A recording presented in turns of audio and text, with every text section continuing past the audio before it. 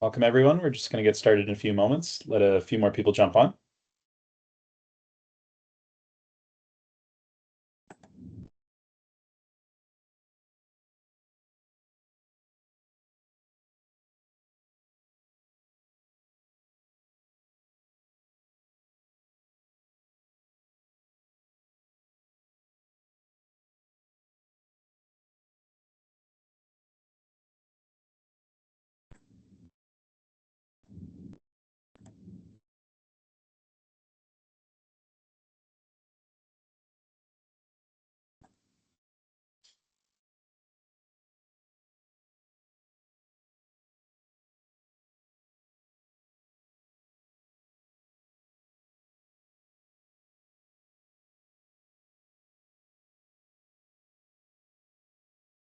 Okay, it looks like most people have started to join, so we'll get started. Good afternoon, everyone, and thank you for joining us. My name is Catherine King, and I'm the Vice President of Corporate Affairs at Fertilizer Canada. This afternoon, I'm pleased to welcome you to the first session in our 2026 webinar series. Over the coming months, we'll be hosting several conversations focused on issues that are most directly impacting your businesses. Our goal with this series is to help members better navigate the evolving political and policy landscape while providing insights and perspectives from partners and experts from across our sector. We're especially pleased to begin the series with our colleagues from the Fertilizer Institute. As our American counterpart, we work closely together on a number of issues affecting both sides of the border. This includes collaboration on 4R nutrient stewardship, transportation and supply chain challenges, and trade, all areas where strong alignment between Canada and the United States is critical. The relationship between Fertilizer Canada and TFI is incredibly important, as our respective organizations work with our governments, stakeholders, and industry partners. Maintaining open dialogue and alignment on messaging whenever possible helps to ensure that the needs of our members are clearly understood and effectively represented. Today's discussion is a great opportunity to hear directly from our colleagues and to explore how our two organizations are working to navigate the global fertilizer landscape. As the industry continues to face shifting geopolitical dynamics, supply chain challenges, and changing policy environments, collaboration between Canada and the United States has never been more important. With that, I'll turn it over to Matthew Dontrap for introductions and to get us started. Thank you, Catherine. Matthew Dontrap, Director of Government Relations with Fertilizer Canada. So very happy to have such a large group here today. We are very privileged to have representatives from TFI. One of our top issues that we always get questions on is just the general trade dynamic with the United States. And now with the conflict in Iran, fertilizer is very much in the news. So today we've got a very packed agenda. We'll talk a little bit about the Iran situation, Canada-US relations as we kind of pivot into CUSMA, issues with US Supreme Court decision on tariffs. We'll talk a little bit about supply chains, food inflation, how both countries are responding. We will have this be an interactive webinar, so there is a Q&A portion. So if you have questions at any point, please put them in the chat. We'll look to address them throughout, but also at the end.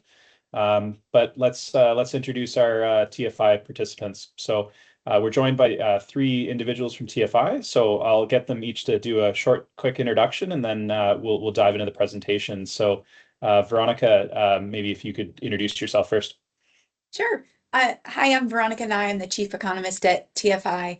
I'm the top nerd here. I track all things numbers and trends. Thanks very much for allowing us to partner with you on this webinar. Awesome. Over to you, Ryan. Hi, Ryan Bully, Vice President in the Government Affairs team here at TFI, largely focus on transportation and energy issues. And I had the pleasure of hosting Matthew in the office a little while ago. So it was good to have some cross-border connectivity and collaboration when he was down in Washington. Awesome. Thanks, Ryan. And over to you, Tom. Hi, everybody. I'm Tom Lynch. I head up the Government Affairs at TFI. And I agree with everything that's already been said about how much we appreciate this opportunity.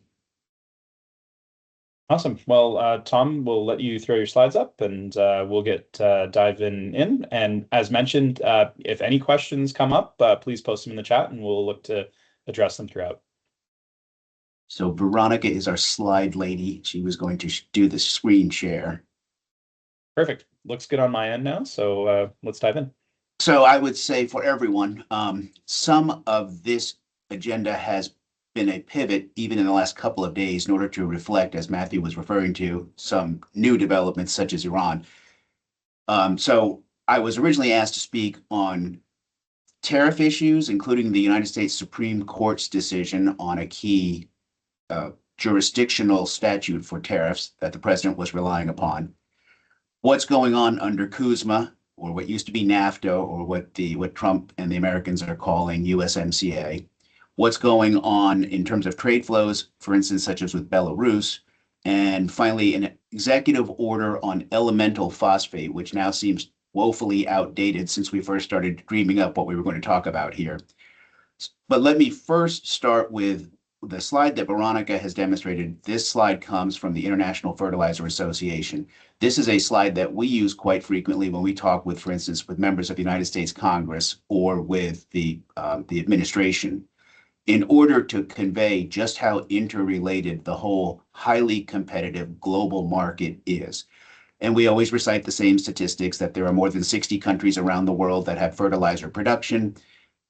There are approximately 20 of them that have 3 or more entities engaged in fertilizer production.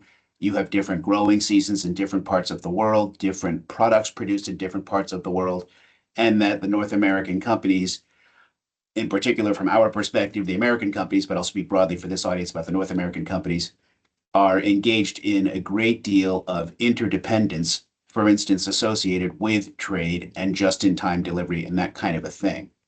And that has relevance for what follows in this discussion. Veronica, can you go to the next slide, please? The United States and Israel are in a conflict or a corrective action or anything you want to call it in Iran at present. Iran has therefore shut off control of the Strait of Hormuz. The Strait of Hormuz at its narrowest point is only, I think, something like 33 kilometers wide. Veronica, is that accurate? Something like that.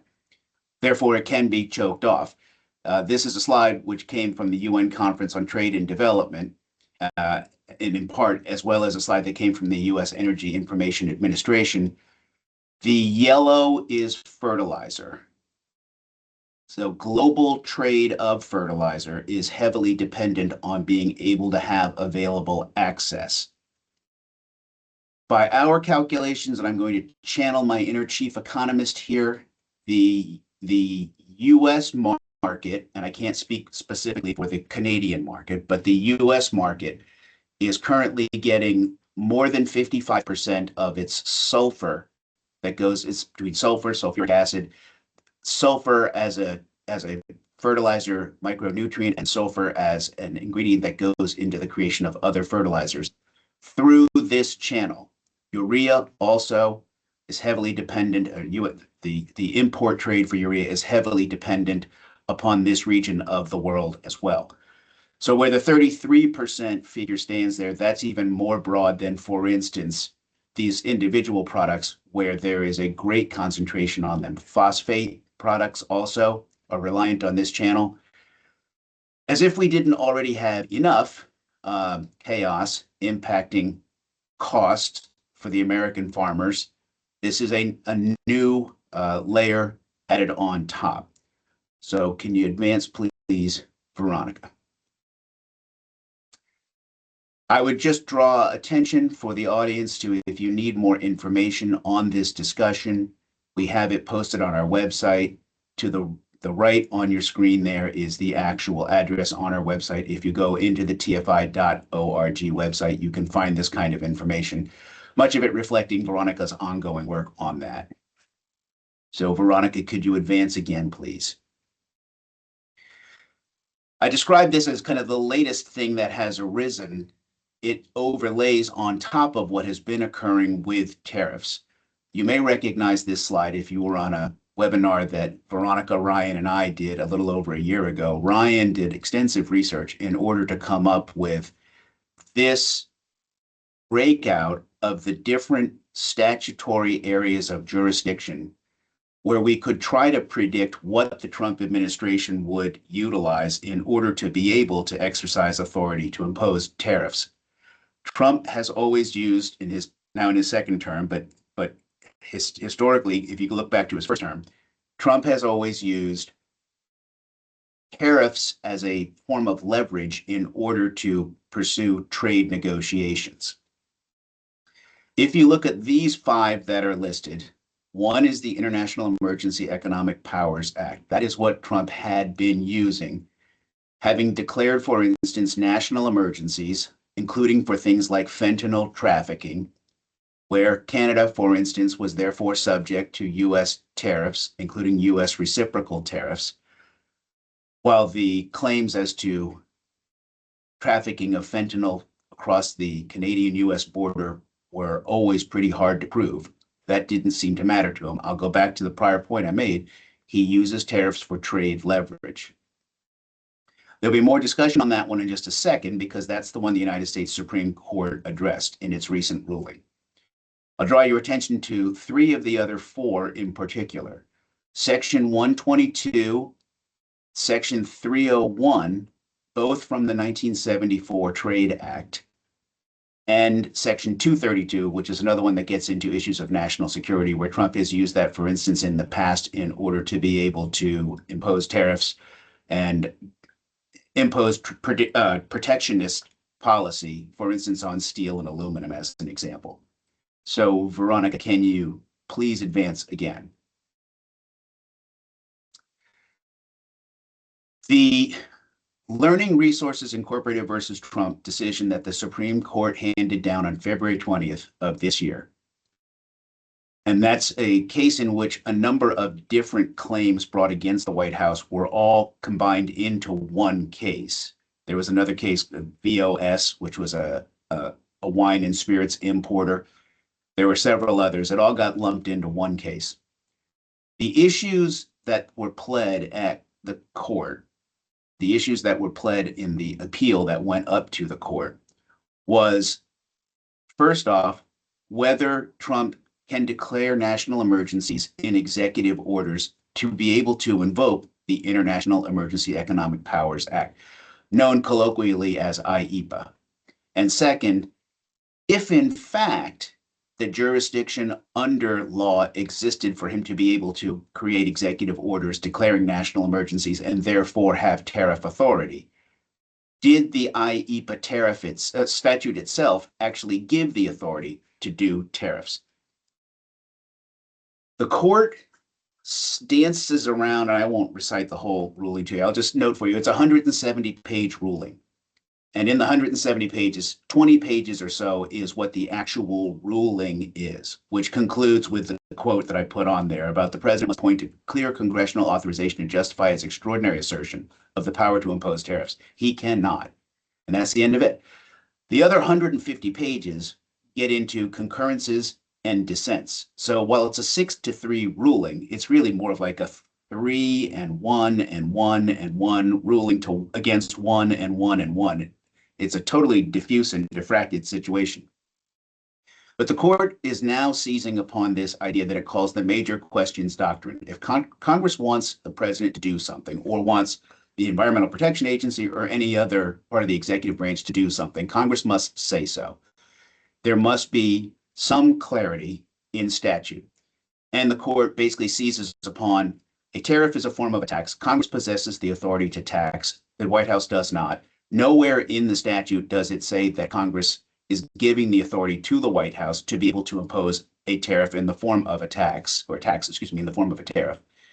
Basically, in the separation of powers, Trump does not have the power to do this. And then the dissents get into, or even the concurrences get into, well, what really is the major questions doctrine? Because nobody quite even agrees as to what the major questions doctrine is. Or they agreed about how they got to the outcome, but they don't really agree as to how they got to the outcome. They agree about the outcome itself, but not necessarily how they got there. And I just point that out because that leads to where we have now pivoted. So Veronica, can you go to the next slide, please? I wanted to point this out. This shows the incredible power that fertilizer continues now to command in rulings, even from the United States Supreme Court. At one point on page 3, the court complains that Trump is using this emergency power, which has typically been reserved for things like the Iranian hostage crisis, in order to do this ping-ponging back and forth in 1 month with China, where he keeps raising and lowering tariffs over and over from 34% to 84% to 125% to 145%. This is one day after the next. And at the bottom, it says, the president has shifted sets of goods into and out of the reciprocal tariff framework, exempting from reciprocal tariffs beef, fruits, coffee, tea, spices, and some fertilizer. So we thought we had hit the big time because potash got mentioned in the Oval Office. Now we've got the Supreme Court recognizing our incredible scope and significance. So can you go to the next slide, please, Monica? So after Trump declared that the members of the Supreme Court, including those whom he appointed, were lapdogs, fools, and foreign agents, which is another unprecedented thing he did, he declared they were going to rely upon Section 122. You'll recall that was one of the ones I pointed out to you from the slide that Ryan did for us with the 5 different kinds of jurisdiction. Then he said we were going to have a 10% baseline tariff across the board on everybody, which then he had to rethink because, for instance, he had just negotiated deals with, for instance, Japan, South Korea, and the UK to have 15% tariffs. So then he said it wasn't going to be 10%, it was going to be 50%. So it's 15%, except for, so far they haven't come out with 15% as the tariff. It's still at 10%. So it's still very hard to know what's going to happen with it. There were a series of exemptions under IEEPA from Annex 2, and those have been adopted as exemptions again from the Section 122 tariffs. Let me quickly talk about the Section 122 tariffs. Let me also talk about the IEEPA tariffs. Nowhere in the Supreme Court's decision on the IEEPA tariffs does the court say that plaintiffs are eligible for a refund for tariff money paid to the Customs and Border Patrol. They simply sent the case back to the trial court. Now, the trial court will have to try to figure out whether or not, A, there should be refunds, and B, how, when, that kind of stuff will have to be administrated.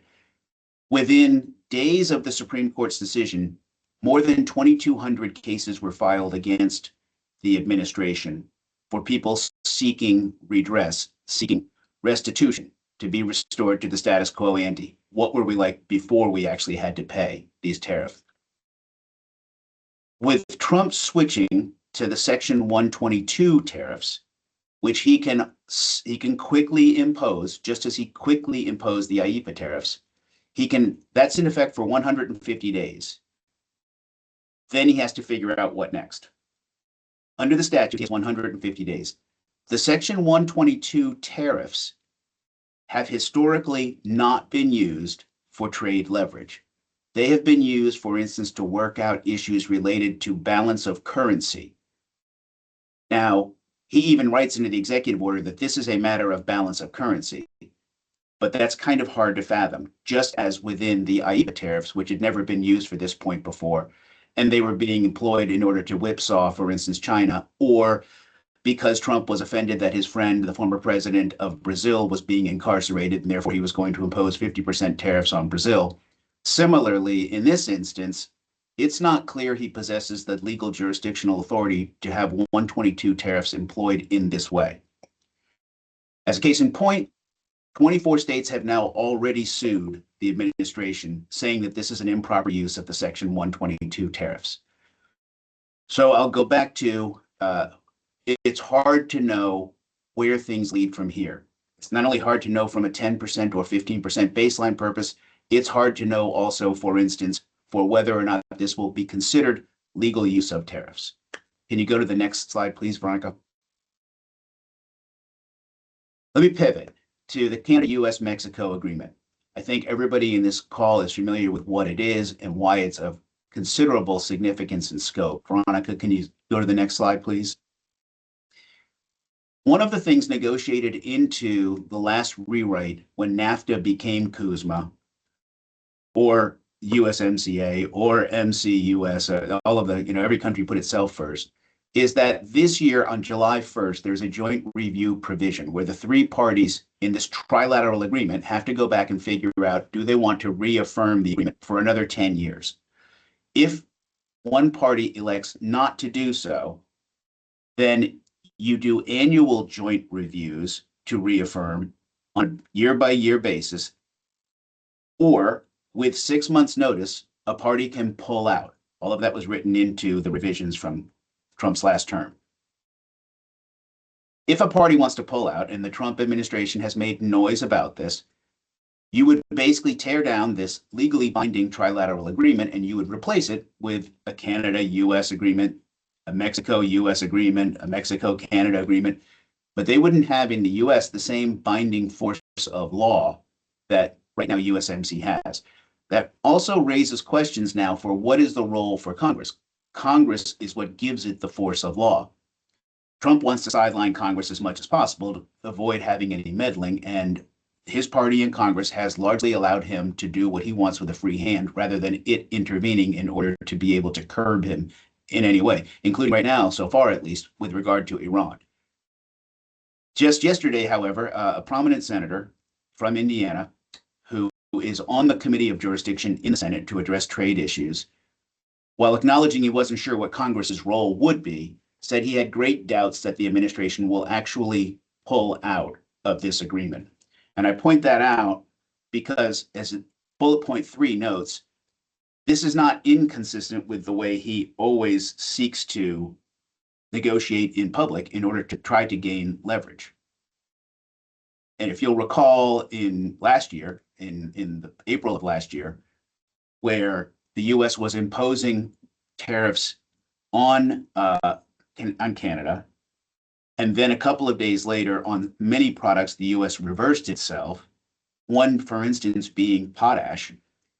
The US added a whole new stipulation about as long as product was USMCA, to use the US perspective of the term, compliant, which basically meant that the proper paperwork has been filled out and that kind of a thing.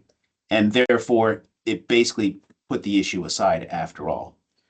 The point at the bottom, which is noted here, and this is not my original thought, the one certain thing that is going to arise out of this battle over Kuzma is that you will have supply chain uncertainty when nobody quite knows what's going to happen next. So Veronica, can you go to the next slide, please?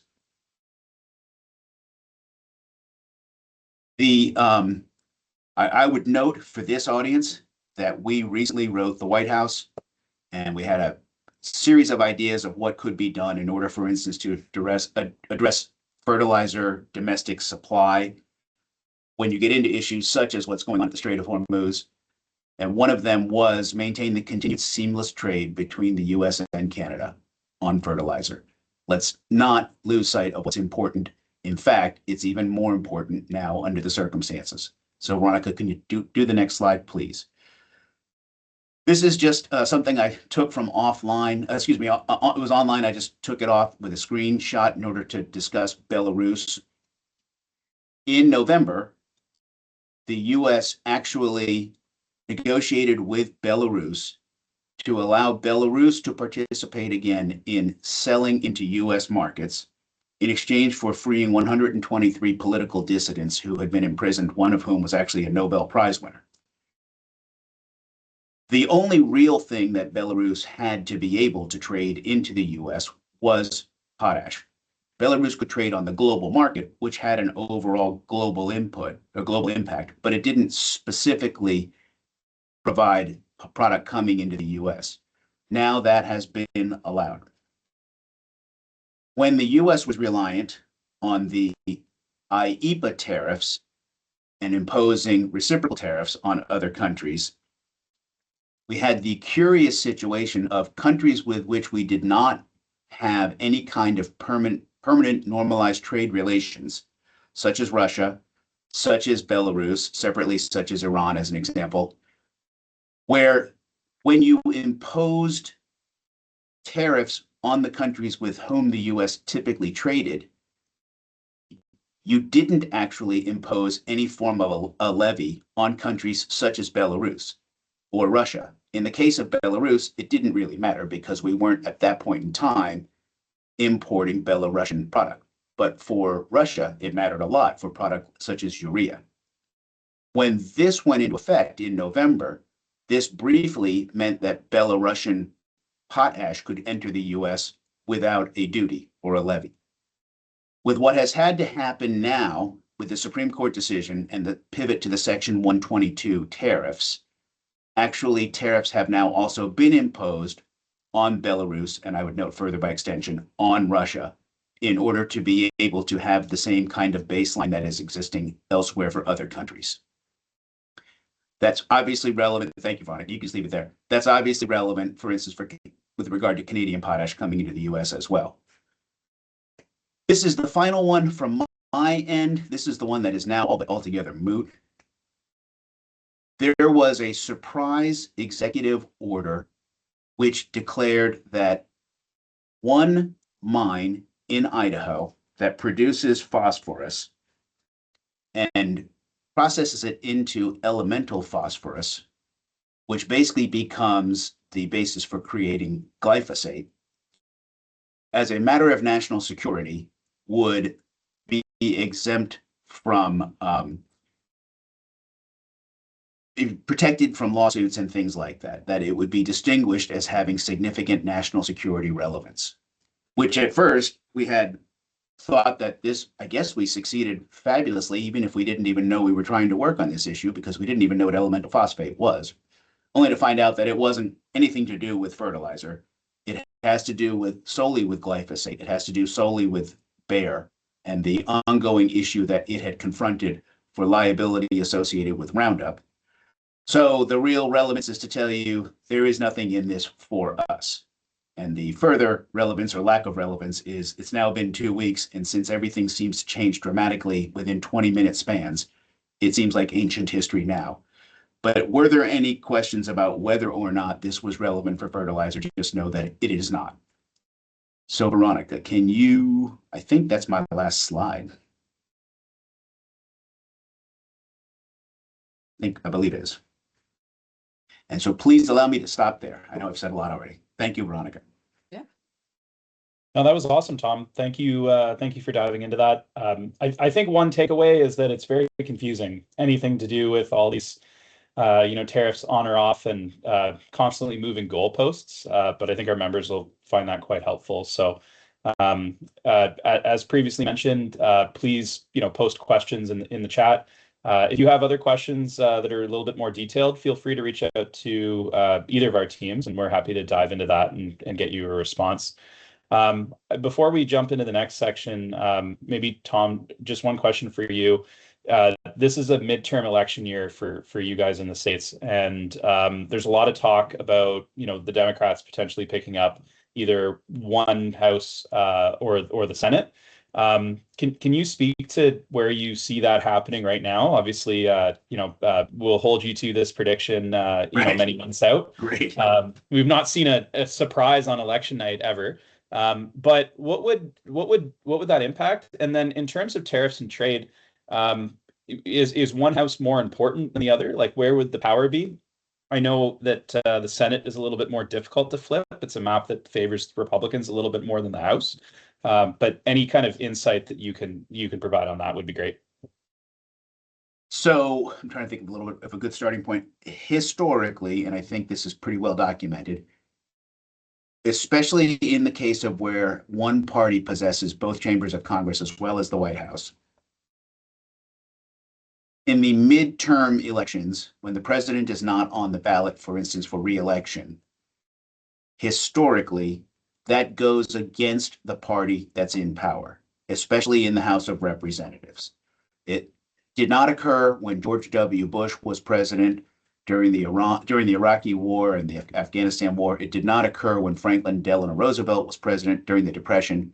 In most instances, that happens. It's part of the pendulum swing that occurs in the US, where in the throw the bums out mentality, all the Democrats were largely kicked out of leadership at the end of 2020, beginning of 2021, and replaced with the Republicans, who, also matching history, overpromised and have struggled to deliver, just as the Democrats did in the excuse me, I think I said 2020. I meant 2024 elections. The Democrats had the same problem. The Republicans had the same problem before that. The Democrats had the same problem before that with Obama. It goes back, for instance, to with Clinton, the Democrats had the same problem. On historical precedent, the Democrats should at least win the House of Representatives. I agree with what you said, Matthew, that the way that the Constitution of the Senate, where it represents each individual state, and individual cities may not be enough, for instance, to carry a whole state. In the 1/3 of the Senate that is up for re-election this year, the numbers favor the Senate staying within Republican control because the individual states, the individual Senate seats that are up for consideration this year are much more likely to stay Republican, almost without regard to who the candidate is. Historically, it should go Democrat in the House. The U.S., Ryan and I attended a very good briefing the other day with probably the most prominent election forecaster in the U.S. He basically said 45% of the U.S. is going to vote for one party, almost again without regard to who the candidate is. 45% of the U.S. is going to vote for the other party, almost without regard to who the candidate is. That means it comes down to 10%. And of the 10%, half don't vote. So that means it comes down to 5%. And the 5% typically vote mostly on whether or not they feel they're getting what they feel they deserve, which is based on expectations that were built up the last time they voted. Unemployment is up in the US, not extraordinarily, but it's up. Inflation is up based on decisions that the administration has made, much more so than based on other market conditions. Where inflation is up, it's especially in areas such as affordability for housing or for oil to buy your gasoline or for food, that kind of stuff. That was up already before this situation in Iran, before this situation, which has an impact on transportation to the US of, for instance, gasoline, before this situation that will impact, for instance, food availability in the US in the form of fertilizer availability with which to grow food.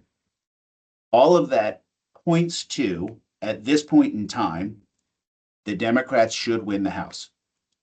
Having said that, if they do win the House, they'll still possess a narrow margin of majority because, again, much of the country is going to simply vote Republican without regard to who the candidates are. The potential exists even to flip the Senate, especially if we are perceived as being in a crisis. It's hard to believe that this conflict in Iran will go on or will even be allowed to go on long enough to have that impact. I'll actually ask Ryan to weigh in as well. Ryan, if you have a different perspective, by all means say so. I'll admit to hedging my bets because I'm afraid Matthew's going to call me the day after election day to tell me I was wrong. But based on historical precedent, based on current factors, I think the Democrats should win the House. And then if you go to the point that you were also asking about, what is that impact? I think it basically means there's no more domestic agenda for the Trump administration because they won't be able to get things through the House of Representatives under the circumstances. Whenever you get into law, for instance, associated with taxes or with trade, anything like that, it's supposed to start in the House of Representatives. That's even constitutionally, it's supposed to begin in the House of Representatives as the representative body of more individual areas of the country rather than more collective areas of the country. So, I mean, Trump will still probably disregard Congress as much as he can in order, for instance, to pursue his trade agenda. But the expectation is that if the Democrats do have the House, they will mostly be launching investigations left and right and potentially even seeking to impeach Trump. So I'll stop there and see if Ryan has a better or different point of view.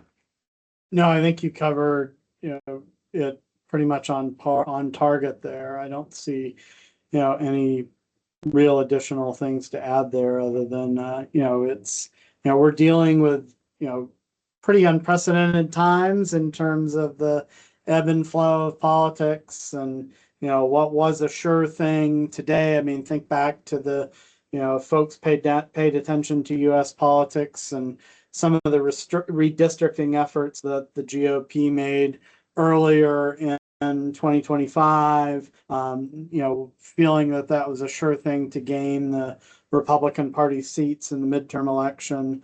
Now it's looking like that's, at least going to be a wash in terms of the results. So, yeah, I think, not a lot of steady ground to stand on here. So, it's worth, holding on.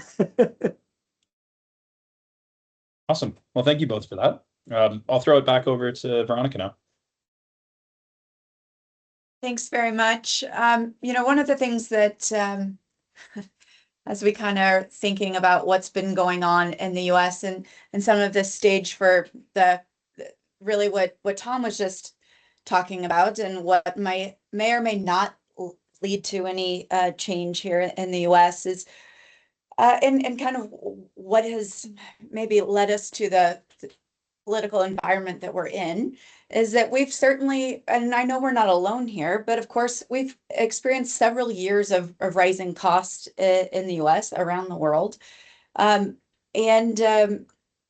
we've dealt with it, I think, maybe in different ways than other people have. Just in August, which now feels like a million years ago, but there was a survey that Forbes reported on that almost 90% of Americans are worried about the cost of groceries. The CPI for 2026 is that food prices are expected to be up a little over 3% this year, which doesn't seem bad. The long-term average for, the 20 years over the average of, over the span of 2000 to 2019 was only 2.3%. So it's not that far up. But if you look the 6 years preceding 2026, we've come off a really heavy run up in food prices.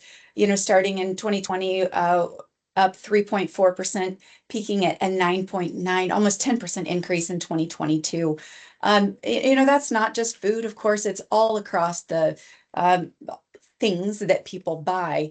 And I think from a fertilizer perspective, we would say that is applying to us as well, right? Input costs and all of the things that people buy have been subject to inflation, and certainly when we look at that time horizon, all of us know that there's been just one sort of feels like hit in the jaw after another for our industry from a supply chain perspective. But so between those sort of supply chain shocks and challenges within the industry, and then this overarching inflation that we've been dealing with, there's been a lot of headwinds for the industry. But when we kind of look at what's been going on in the US, we're not getting much of that reflected in grower sentiment. Actually, and when we kind of think about and kind of look at, I want to compare the US versus Canada here, and from a crops perspective, and thinking a little bit where the diversity of crop receipts and overall ag receipts comes from. Because I think it really is insightful when we look at it from a political perspective, from an ag basis. We both, have a pretty similar leading cash receipt basis with cattle and calves really leading. But then when we get into from really a crops versus ag or livestock perspective, we're usually about a 50-50 split, with 2 or 3, sometimes up to 5 percentage points back and forth between a livestock split to crop split. And in 2022, the last time fertilizer prices were let's say elevated, we all know crop prices for those crops that the US tends to plant a lot of, our corn, beans, wheat, and cotton. Those are kind of our big four that we think about from a fertilizer perspective here in the US. They drive about 75% of our fertilizer use here. The prices for those commodities were quite elevated. They were spiking in a response to the Russian invasion of Ukraine. But we're pretty, concentrated, if you will, in a few, particularly on the row crop side in that crop sector. We're pretty concentrated, and particularly across the Midwest. So, when we look here, oil crops is beans, corn. So when we add corn and beans, that gives us to 21%. Then when we add wheat and cotton and rice, it gets to a pretty large percentage of total cash receipts that are concentrated in a pretty tight geographical area as well. I think when we look at the spread of cash receipts from a Canadian perspective, y'all are a little bit more diverse than we are. I think maybe plays out and helps a bit more from a political perspective or in a discussion piece. So, speaking of 22 versus 2025 and now 2026, we've struggled a lot, I would guess, or I would say, from a messaging standpoint here and a policy perspective, in the discussion that fertilizer prices are set by global forces, not necessarily by what's happening in the U.S. ag economy. So because we are so heavily dominated by a few crops in that that crop space, there's really, and we are such a large ag economy at large, we're used to really thinking about what happens in the U.S. ag economy is what's going on globally. And when we look at what has happened in the large North American commodities that we think about, clearly there's been a pretty low a steady decline in commodity prices across those big four over the last several years. Now, we're having to talk a lot about, though, that again, that fertilizer is a globally traded commodity, and 90%, as Tom put up earlier, 90% of fertilizer is consumed outside of the U.S., and that there's a lot of things that are happening with it outside of the United States. I know, perish the thought, that are driving fertilizer prices, and part of that is that other commodities exist, other countries exist, and demand exists outside of our commodities. And therefore, there might be, a difference between and there might be a break between what's happening in U.S. commodity prices and what's happening in the input prices that they're paying. So we've been, trying to subtly talk about that and as kind of a way as we can, as we kind of look at other oil seeds, palm, sort of there in the middle, of course, palm and canola, which is obviously a big deal for you all, and sunflower seed oil, if not steady, have had pretty strong price appreciation over the last couple of years. And then when we think about what's been happening in Southeast Asia, goodness, rubber and coffee have had a pretty strong last couple of years. So thinking about where those demand centers and therefore the price pull on fertilizer is coming from, it's not here. So that is kind of puts us in a difficult spot from a fertilizer industry relative to our customer base here in the United States. And we've certainly been seeing that friction play out in the news, in public opinion, and then within legislators, excuse me, and we'll see in a minute through statements made by some of our elected officials and their representatives. So, this is just a small sampling of some of the statements that we hear on a pretty regular basis from leaders and some of the large grower groups.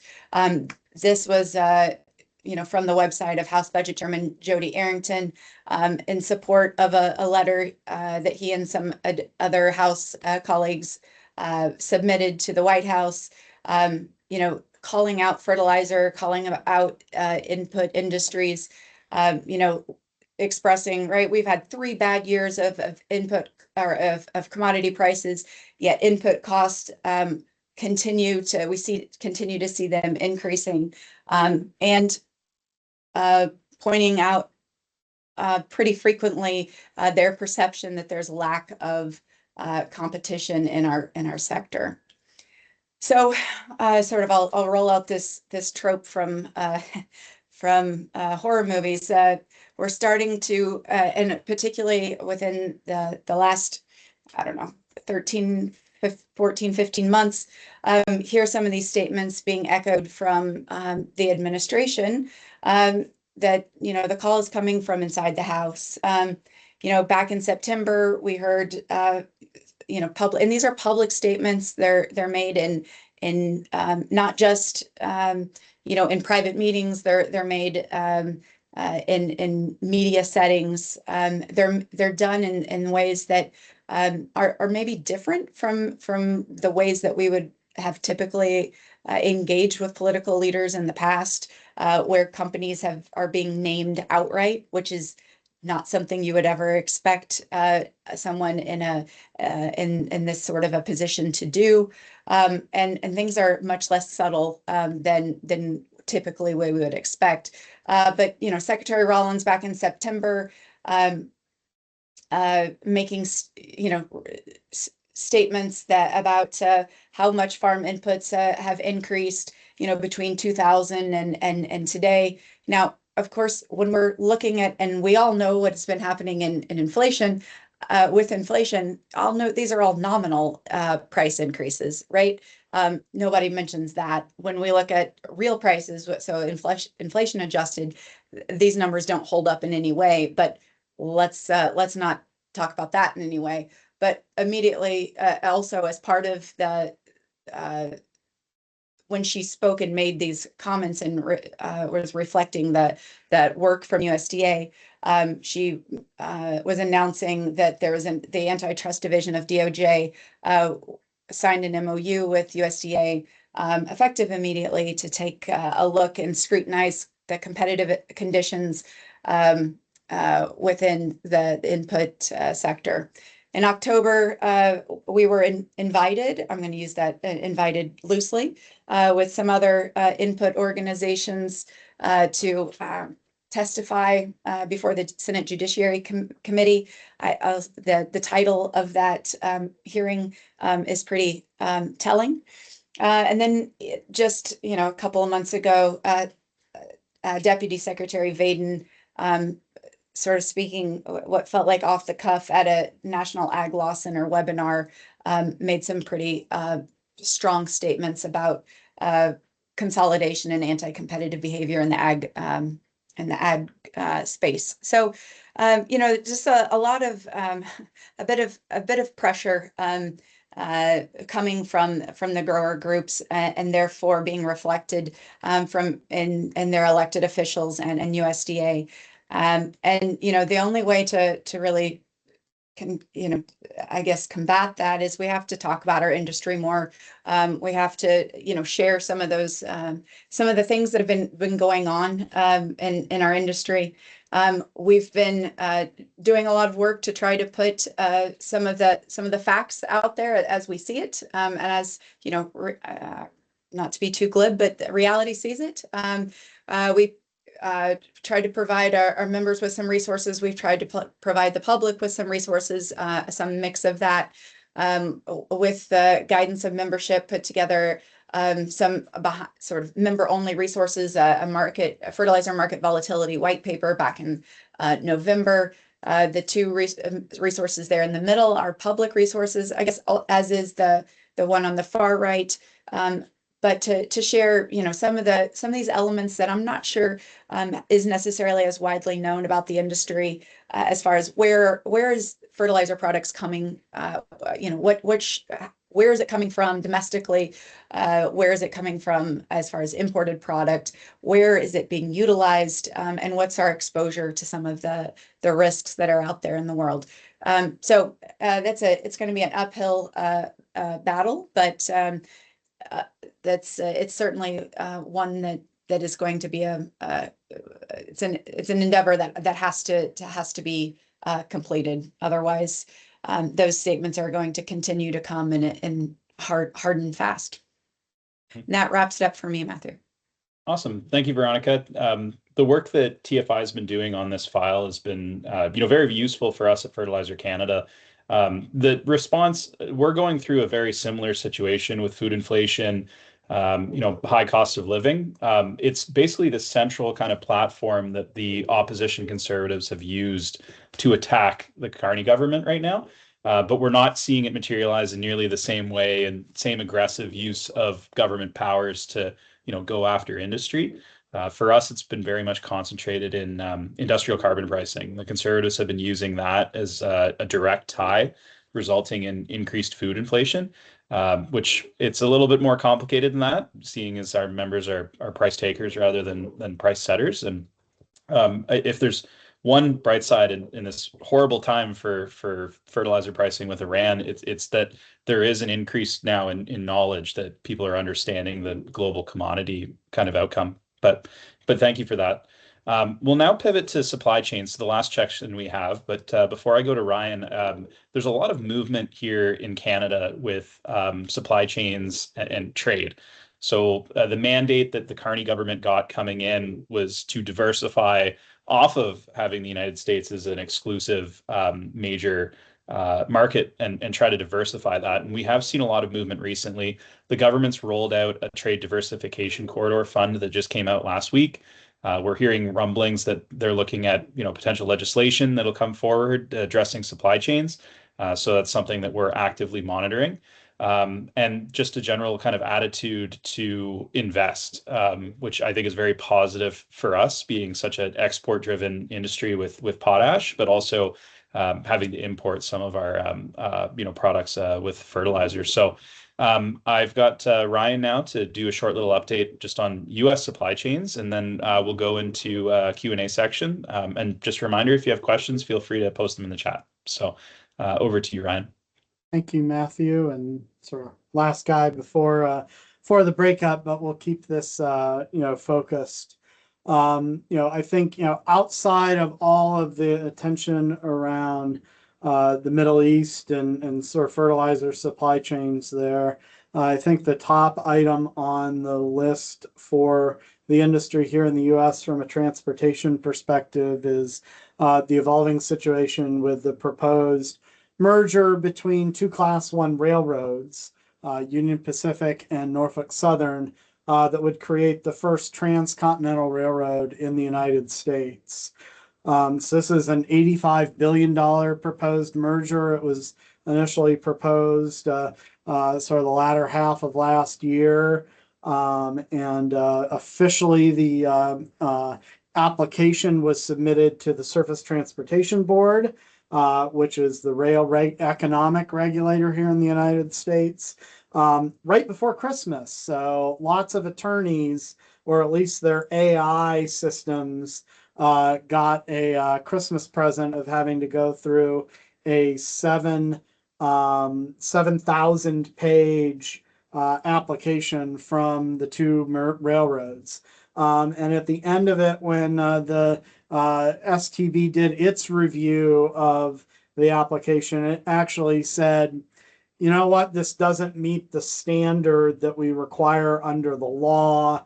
You all need to go back, fix these particular areas, and resubmit if you want to.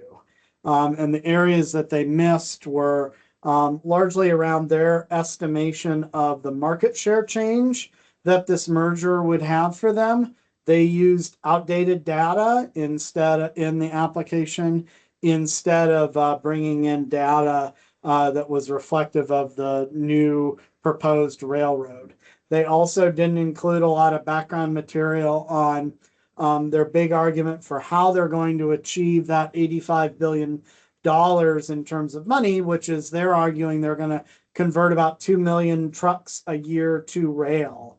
They didn't go through in a lot of detail with that.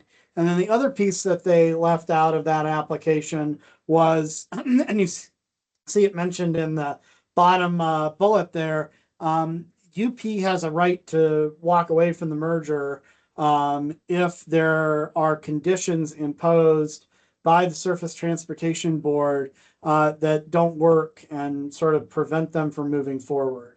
They have to pay Norfolk Southern a solid chunk of change for that, but they do have that right. And the STB said, well, if you have that right, you at least have to show us what those conditions are. They have, the two railroads have said that they will be refiling the application in April. Actually, April 30th is the date that they'll refile. And the way the process will work is there'll be another 30-day review process. And then there will be, the board will come out with its decision if they accept the application or not. If they do accept it, then they will lay out their actual schedule for reviewing and reaching a decision on the proposed merger. By our estimates, they're likely to, if this application is accepted, they're likely to make that decision sometime summer of 2027. So, we're doing some education up on the Hill with others around, what this means for the fertilizer sector, but then also working with some of our peer trade associations here in DC, the American Chemistry Council, and others on really doing a deep dive into this with experts and folks who are have a deep railroad background as we develop our public comments that we'll be submitting to the docket on this later in the year. So, look forward to that. And if folks do have questions on the merger, if they have questions on honestly how their company, if folks have a view on things, if there's an interest in submitting comments to the board, I can talk you through the process that you have to go through in that. And Matthew can get you my contact information. But certainly happy after this to take questions. And then Veronica, if you go to the next slide. And then I'll just run through this also very quickly. One of the things that was in the news a lot yesterday here in Washington in regards to the situation in the Middle East and pressure on the fertilizer supply chain was the potential that the administration would waive a statute called the Jones Act. And the Jones Act was passed in 1920. You can see up there, it's very much a law that prefers American shipping and American-made ships and American crude ships when you are transporting cargo from one domestic point to another. And some of that certainly happens in fertilizer. Some of that might be able to happen more so in fertilizer. Get things off of the rails if this was more of an option, more of an economical option, because it definitely does drive prices up substantially given the low number of available vessels that were there. Congress has enacted provisions that allow this law to be waived in the interest of national defense. And over on the right-hand side, you can see some of the past waivers, including one in 1963 that directly touches a little bit on the fertilizer industry with carrying molten sulfur. But most recently, there have been a number that have been related to prior actions in the Middle East or hurricanes. The challenge is Congress changed this law back in 1921 and 1923, or excuse me, back in 2021 and 2023 to really narrow the ability of the administration to put in a waiver. It does some time limitations, and then requires a strict presidential determination. In the past, this was something that the Secretary of Defense or now the Secretary of Homeland Security were a bit empowered to be able to do. Now with these discretionary waivers, they have to come from the White House. And at least as of 45 minutes ago, they were still discussing whether or not this was something that they were going to implement. This got out and was discussed in the media yesterday. It engendered a significant amount of pushback from the maritime labor sector, which has been a steadfast supporter of the Jones Act. So, more to be seen on that. But, obviously another part of this that's in the news that will and could have impact on the fertilizer supply chain. Awesome. Thank you for that, Ryan. One question, we're running up on time here. So I do have a question for you on what it could mean for our Canadian Class 1 railways with the potential merger. I have heard rumors that it would lead to further consolidation. Maybe the United States will end up in a situation where it only has two Class 1 railways. We have lots of experience on that. So would like to get your thoughts. And then before I go into that, I know some people are going to start dropping off just because we're at time here, but we did want to flag that we will be having an additional webinar specifically on Iran, April 7th, with Alexis Maxwell from Green Markets. So we're going to look into diving into, the latest on fertilizer pricing, as well as some what if scenarios as that conflict continues to get stretched out. So Shelby is sharing the link in the chat here to register for that. But we encourage members too. But I'll throw it back over to you, Ryan, on how you see, the impacts to CN and CPKC. Yep, absolutely. And I've got a jet after this question as well. You've seen the other class ones as a group, but with slightly different flavor individually, oppose the merger. BNSF has been the loudest in opposition. CSX has been the quietest. CPKC has been, pretty loud in opposition, and CN has sort of been a bit, kind of in the middle between CPKC and CSX. And yeah, there is a lot of concern here that if one group of railroads were permitted to merge, that it would, all but force a merger between CSX as an Eastern railroad and another railroad. BNSF is most commonly mentioned as the likely partner, but Warren Buffett, who owns 100% of that railroad, or at least Berkshire Hathaway does, has said that they right now are not interested in a merger. And then the question is this something that one of the two Canadian rails could get tied up in? I think there's, obviously some challenges there with that, just, given the politics of the situation. But, who knows also how long it may be, before if this were to get approved to trigger another merger activity. But it definitely is seen as something that is, very high on the likely scale that it'll trigger, at least an attempt for another transcontinental merger. Awesome. Well, thank you for that, Ryan. Seeing as I've got no other questions in the chat, I just want to say thank you to everyone that joined today. Hope you found it informative. We welcome feedback on how we can improve these. And if there's any questions for either myself on the Fertilizer Canada side or our team or the TFI team, feel free to send our way, and we'll make sure we get a fulsome response to you. But once again, thank you, Ryan, Tom, Veronica, for your time today, and everyone enjoy your weekend. Thank you.